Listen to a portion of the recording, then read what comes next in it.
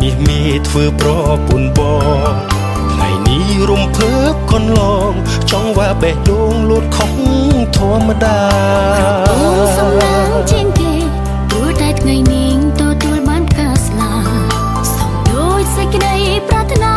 អូននឹងរៀបការជាមួយនឹងបងមនុស្សដែលអូនពេញចិត្ត